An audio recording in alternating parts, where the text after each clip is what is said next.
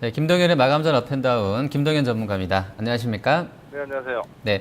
자, 오늘 오전장에 11시 구간으로 거래소는 2000선 초반까지 갔다 왔고, 2008선까지 갔다 왔고요. 이제 코스닥도 690선 언저리까지 밀렸다가 지금 낙폭을 줄여놓고 있는데요. 오늘 시황 어떻게 보고 계십니까?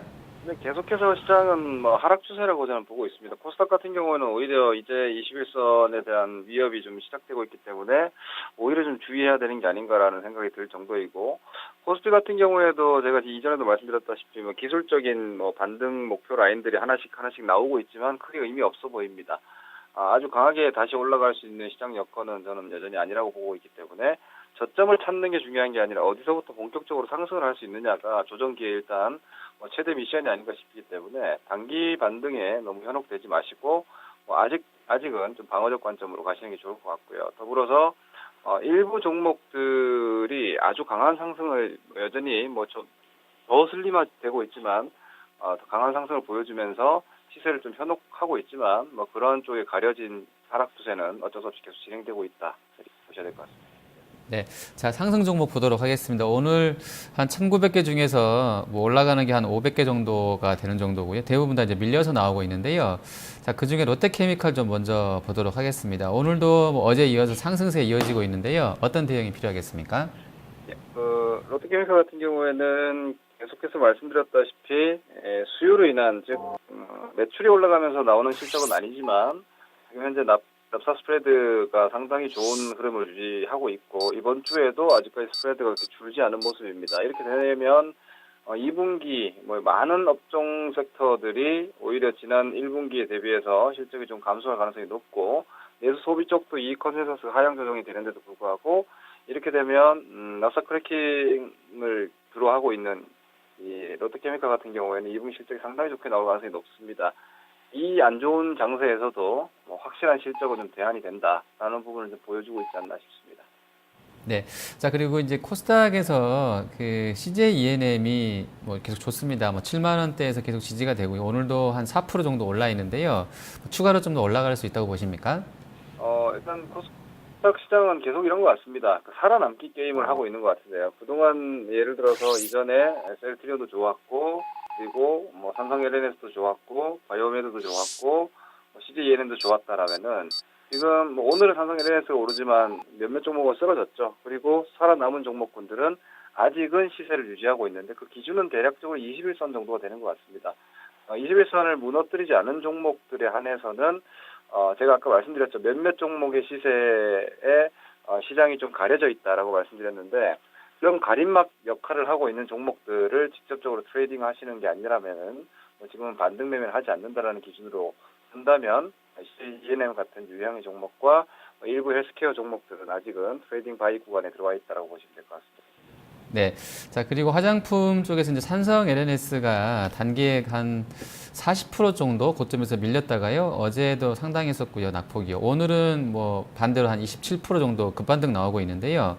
자, 지금은 좀 어떤 대응이 유리하겠습니까? 저는 사실 상한가 30% 확대를 하면서 이런 생각을 했습니다.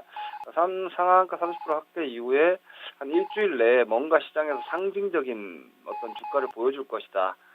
이렇게 오를 수 있고 이렇게 내릴 수 있다라는 좀 현혹시키는 플레이가 나올 거라고 예상을 했는데 그 시세가 오늘 삼성 LNS에서 나오는 게 아닌가 싶습니다.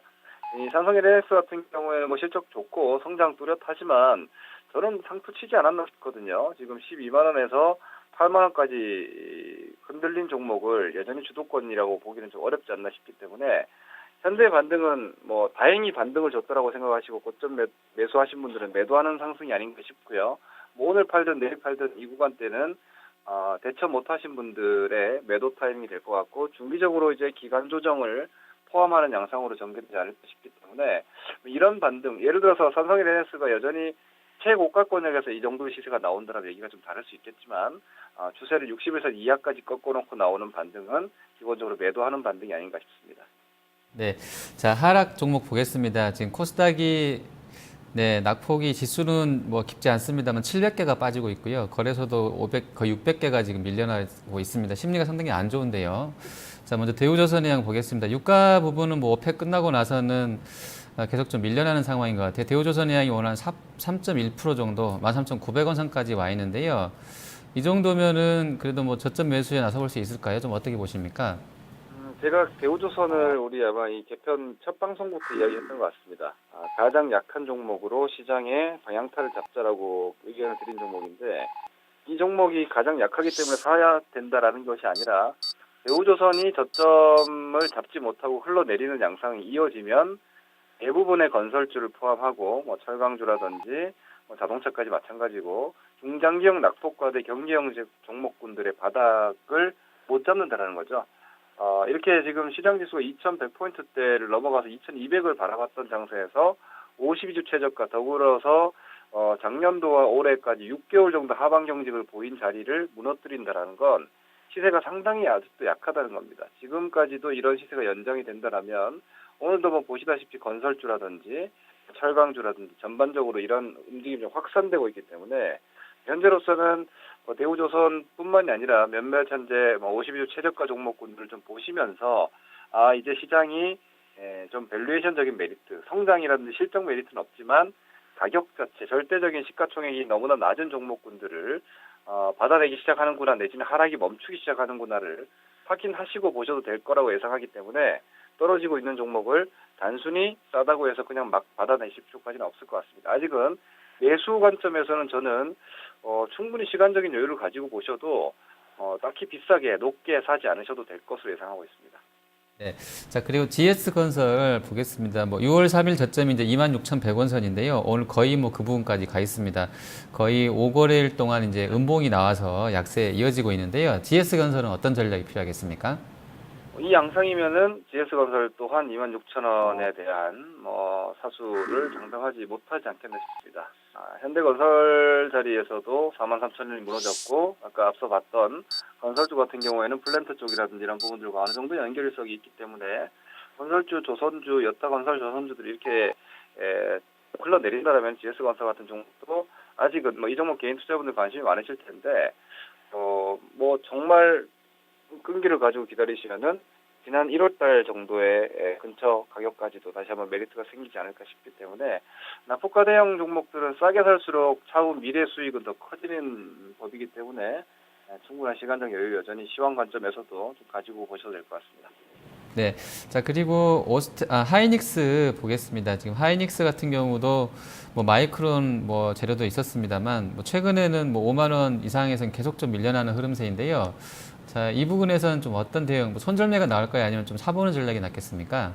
지난주에 제가 하이닉스는 제가 48,000원일 때 절대 로스컷이 47,000원이기 때문에 아주 짧은 리스크 관리 관점에서 한번 타이밍을 보자. 그 자리가 지켜지지 못하면은 타이밍 싸움은 불가능한 시세가 된다라고 말씀드렸는데 그 흐름으로 나와버린 것 같습니다.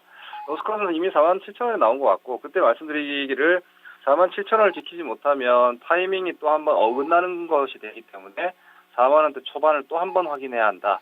똑같이 빠지면은 다른 종목과 함께 빠졌을 때 밸류에이션적인 메리트나 성장 모멘텀 하이닉스가 유효하기 때문에 한 4만원대 초반 42,000원대 이하라든지 이 정도라면 충분히 매력적이라고 봅니다. 하지만 지금 위치는 좀 중간에 어설프게 붕 떠 있는 자리가 돼버렸기 때문에 사실 여기서 손절 매도한다고 해도 아래쪽으로 위험이 아주 크지 않고 그렇기 때문에 매도를 하신 분, 단기 타이밍 보고 들어가신 분들은 짧은 반등 한 46,000원이라도 보시고 매도하시는 게 낫지 않을까 싶고요.